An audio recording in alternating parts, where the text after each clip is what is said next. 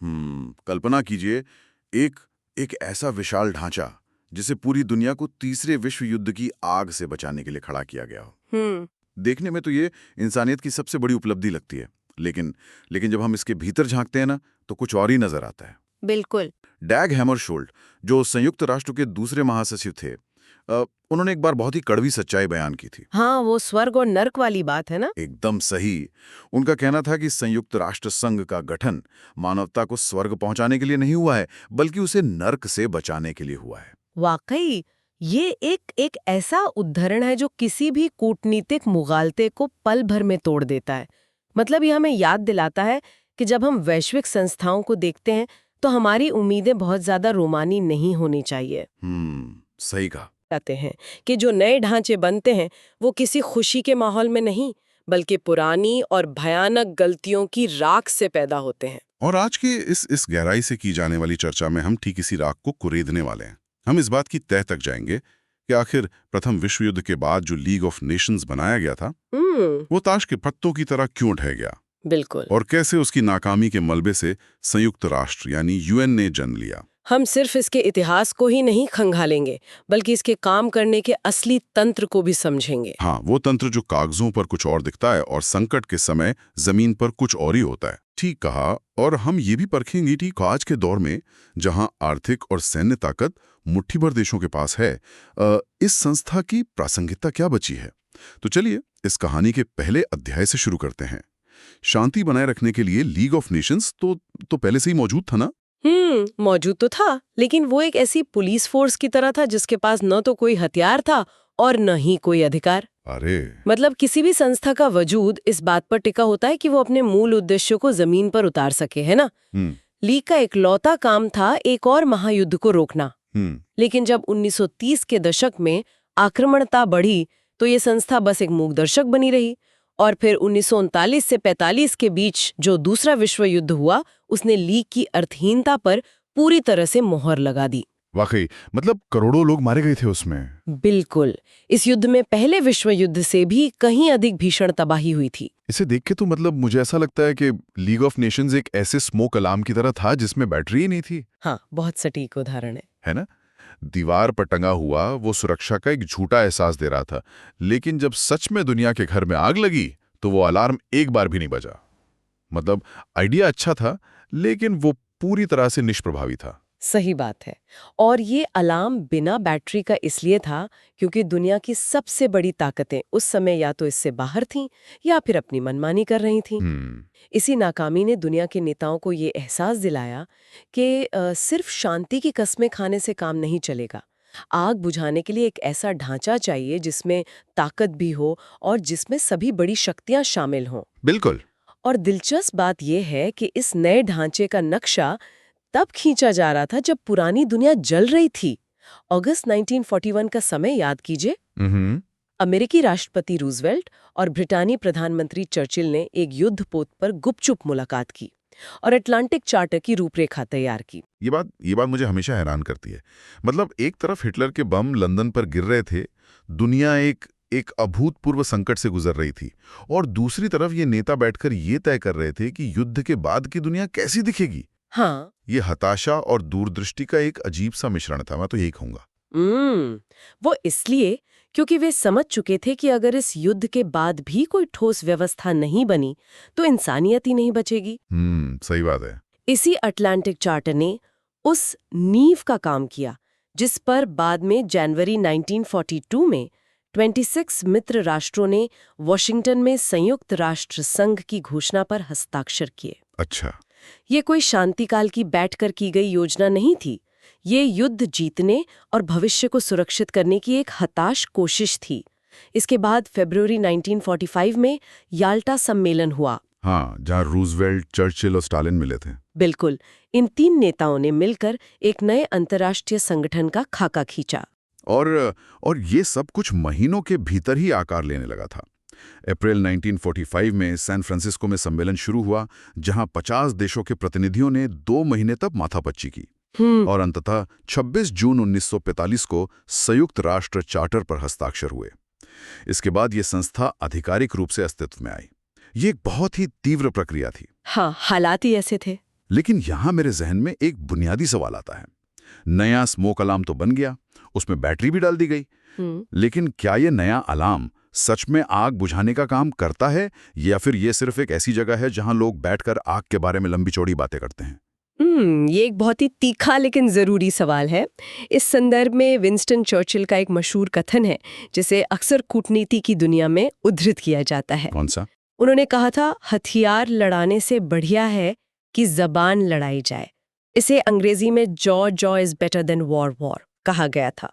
कई आलोचक यूएन को सिर्फ एक बातचीत की चौपाल या डिबेटिंग क्लब ही मानते हैं। आलोचकों की ये बात कहीं ना कहीं सच भी लगती है। मतलब जब हम आम सभा के सत्रों को देखते हैं तो वहां घंटों तक भाषणबाजी होती है, एक दूसरे पर कूटनीतिक तंज कसे जाते हैं। आम इंसान को लगता है कि युद्ध के मैदान में एक दूसरे पर गोलियां चलाने से बेहतर है कि किसी वातानुकूलित हॉल में खड़े होकर एक दूसरे का सिर खाया जाए। बिल्कुल। अपनी भड़ास बातों से निकाल ली जाए। लेकिन क्या इसका कोई वास्तविक जमीनी असर होता भी है?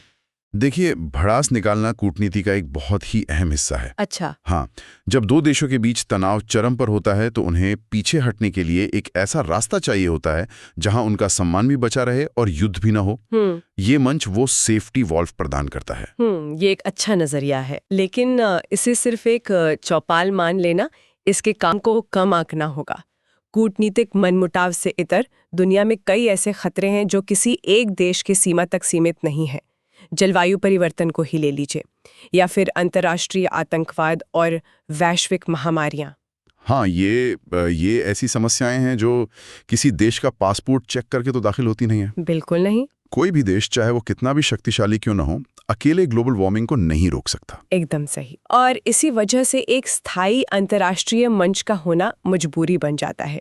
लेकिन सहयोग का सिद्धांत जितना सरल लगता है ना, व्यवहार में उतना ही पेचीदा है। वो कैसे? हर देश ये तो मानता है कि कार्बन उत्सर्जन कम होना चाहिए या महामारियों से लड़ने के लिए एक कोष होना चाहिए।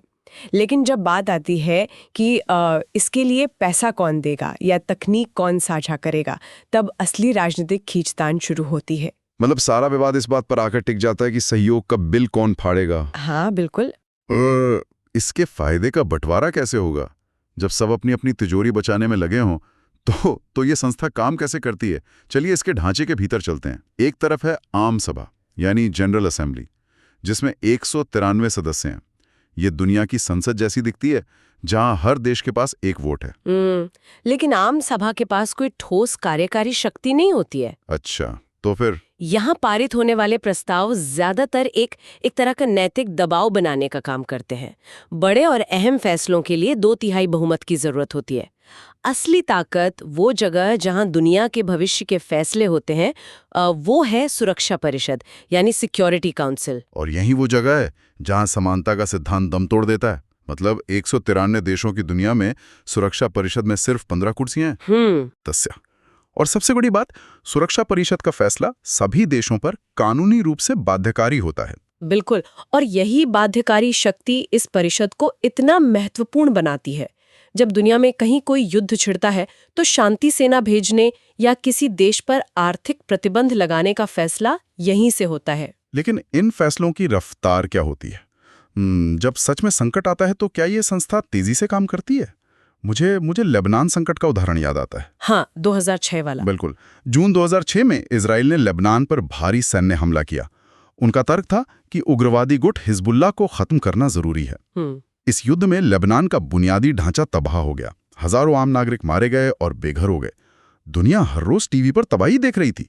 लेकिन संयुक्त राष्ट्र ने क्या किया? सुरक्षा परिषद को एक प्रस्ताव पास करने में अगस्त तक का समय लग गया। सही कह रहे हैं आप। और इजरायली सेना अक्टूबर में जाकर वहां से वापस लौटी। लेबनान का वो युद्ध संयुक्त राष्ट्र की कार्यप्रणाली की एक बहुत ही स्याह तस्वीर पेश करता है। मैं कहूंगी कि जब हर गुजरते घंटे के साथ जाने जा रही हूं, तब हफ्तों तक चलने वाली कूटनीतिक बहसें किसी मजाक जैसी ही लगती हैं। ये सिर्फ एक मजाक नहीं, बल्कि मुझे तो एक आपराधिक देरी लगती है। जब लोग मर रहे हों, इमारतें खंडर बन रही हों, तो सुरक्षा परिषद का ये लकवाग्रस्त हो जाना, क्या ये संस्था के बुनियादी वजूद पर ही सवाल नहीं उठाता? ये धीमी गति आखिर क्यों है? क्या ये लोग प्रस्ताव की भाषा तय करने में इतने उलझ जाते हैं कि उन्हें बाहर गिरते हुए बमों की आवाज नहीं सुनाई देती? ये लकवाग्रस्त होना कोई प्रशासनिक सुस्ती नहीं है। ये एक सोची समझी राजनीतिक देरी है जो सीधे तौर पर उन 5 स्थायी देशों की वीटो पावर से जुड़ी हुई है। अच्छा, वीटो। हाँ, वीटो कोई बटन नहीं है, ये एक नकारात्मक शक्ति है।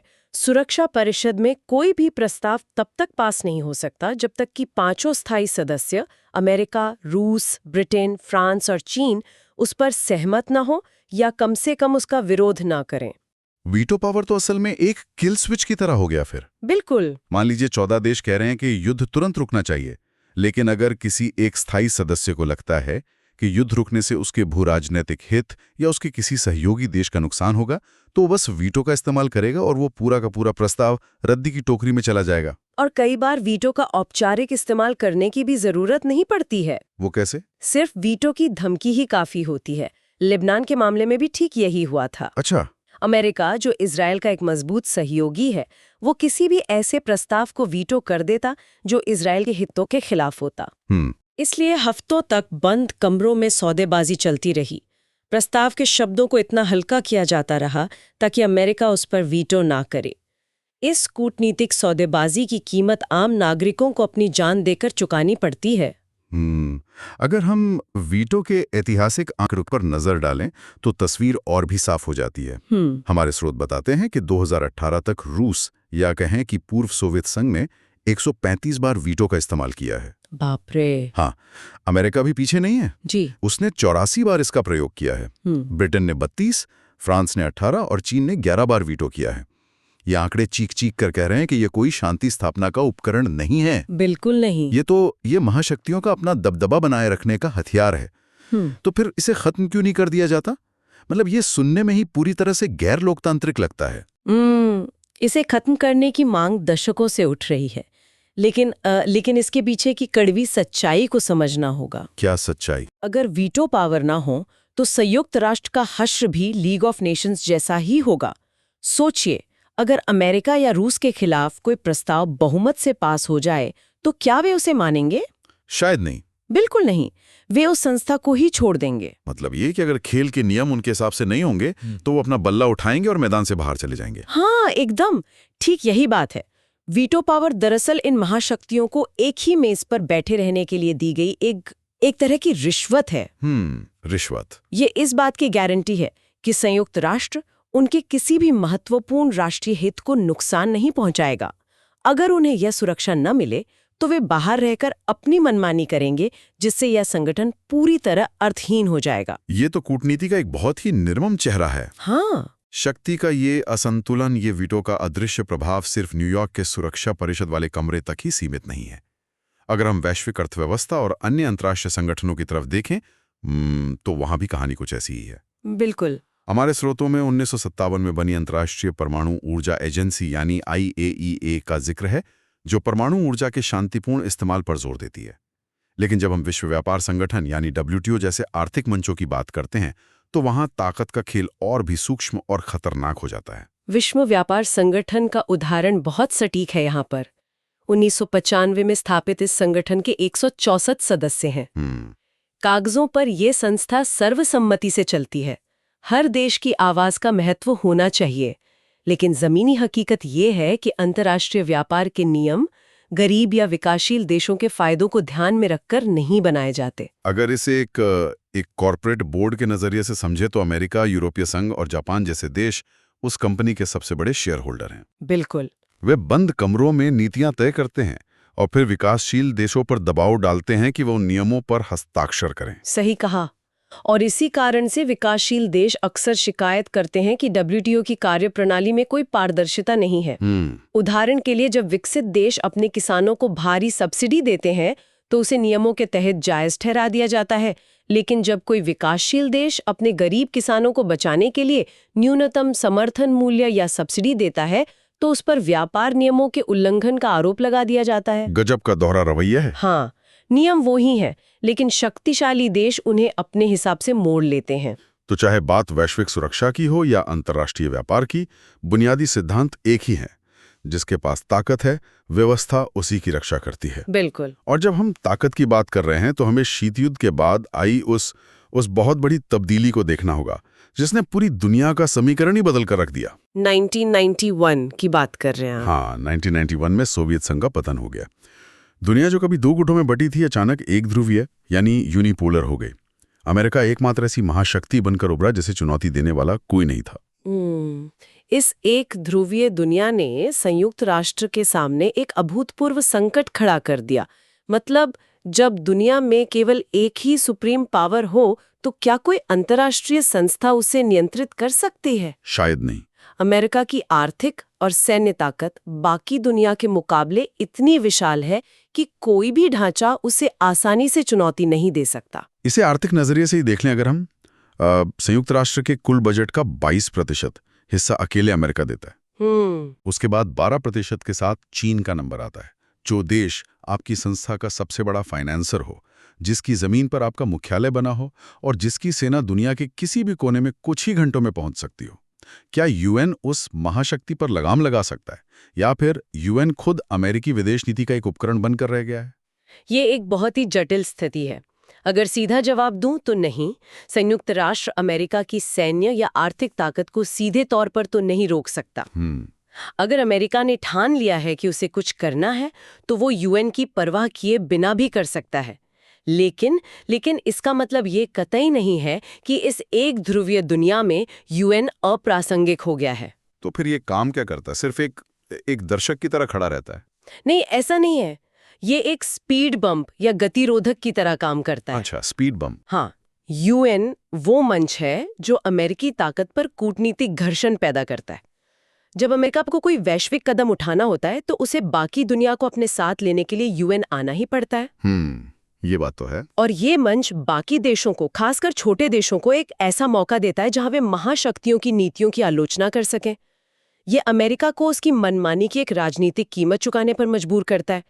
कम से कम ये सुनिश्चित करता है कि ताकत का इस्तेमाल बिना किसी सवाल जवाब के न हो। लेकिन दुनिया बदल रही है।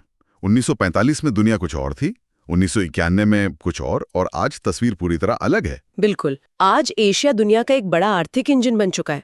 भारत, ब्राजील, दक्षिण अफ्रीका जैसे देश वैश्विक पटल पर एक नई ताकत के रूप में उभरे हैं। हर तरफ से ये मांग उठ रही है कि सुरक्षा परिषद में सुधार होना चाहिए। 1945 के विजेताओं की जो 5 कुर्सियां हैं, अब उनमें नई कुर्सियां जोड़ी जानी चाहिए। लेकिन ये सुधार कभी जमीन पर उतरता क्यों नहीं दिखता?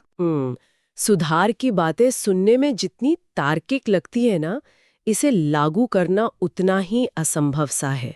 ऐसा क्यों? सबसे बड़ा गतिरोध इसी बात पर है कि नए स्थायी सदस्य चुनने का पैमाना क्या हो। क्या हम अर्थव्यवस्था के आकार को पैमाना बनाएं? अगर हाँ, तो कितनी बड़ी अर्थव्यवस्था? और अगर अर्थव्यवस्था ही पैमाना है तो क्या सिर्फ अमीर देश ही शांति तय करेंगे? बिल्कुल। अगर सैन्य ताकत को पैमाना बनाया जाए तो हम फिर से उसी मानसिकता को बढ़ावा दे रहे हैं कि जिसके पास सबसे ज्यादा हथियार हैं, दुनिया उसी की मुट्ठी में है। और अगर आबादी को पैमाना बनाए तो क्या सिर्फ ज्यादा जनसंख्या होने से कोई देश दुनिया की भलाई के फैसले लेने के योग्य हो जाता है? ये भी एक सवाल है। कुछ लोग कहते हैं कि मानवाधिकारों और लोकतंत्र के ट्रैक रिकॉर्ड को देखना चाहिए, लेकिन इसे मापने का कोई सर्वमान्य तरीका तो है नहीं। सही बात है। हर देश वही पैमाना चाहता है जो उसके अपने दावों को मजबूत करे, और मौजूदा 5 स्थायी सदस्य कभी भी अपनी शक्ति को बांटना नहीं चाहेंगे। वे किसी भी ऐसे सुधार को वीटो कर देंगे जो उनके एकाधिकार को चुनौती देता हो। ये तो एक ऐसा चक्रव्यूह है जिससे बाहर निकलने का कोई रास्ता नजर ही नहीं आता। कुल मिलाकर आज की हमारी चर्चा हमें एक बहुत ही स्पष्ट बिंदु पर लाके खड़ी करती है। हमने देखा कि युद्ध की विभीषिका ने कैसे संस्था को जन्म दिया। हमने ये भी समझा कि इसकी धीमी चाल और इसका लकवाग्रस्त होना कोई तकनीकी खराबी नहीं, बल्कि वीटो पावर की वो कीमत है जो महाशक्तियों को बांधे रखने के लिए चुकाई जाती है। बिल्कुल। और हमने ये भी देखा कि कैसे राजनीतिक और आर्थिक दोनों मंचों पर शक्तिशाली देशों का ही सिक्का चलता है। हाँ, तो निष्कर्ष ये निकलता है कि संयुक्त राष्ट्र में खामियां हैं, ये महाशक्तियों के प्रभाव में है और कई बार ये न्याय देने में बहुत देर कर देता है। लेकिन आज की दुनिया में जहां अर्थव्यवस्थाएं, पर्यावरण और हमारी सुरक्षा एक दूसरे से इतनी गहराई से जुड़ी हुई हैं, वहां एक ऐसी संस्था का होना सिर्फ एक विकल्प नहीं है, बल्कि हमारे जीवित रहने की एक अनिवार्य शर्त है। इसके बिना जो अराजकता फैलेगी वो मौजूदा कमियों से कहीं ज्यादा भयानक होगी। यानी हमें उस बिना बैटरी वाले स्मोक अलार्म को फेंकना नहीं है, बल्कि उसमें सुधार करते रहना है। बिल्कुल सही। लेकिन ये पूरी चर्चा हमें भविष्य के बारे में सोचने पर मजबूर करती है। 1945 में जब ये अलार्म बनाया गया था, तब खतरे देशों की सीमाओं के भीतर से आते थे। लेकिन आज की सच्चाई बदल रही है। आज दुनिया में कई ऐसे विशाल टेक कॉरपोरेशन हैं जिनकी संपत्ति दर्जनों देशों की जीडीपी से ज्यादा है।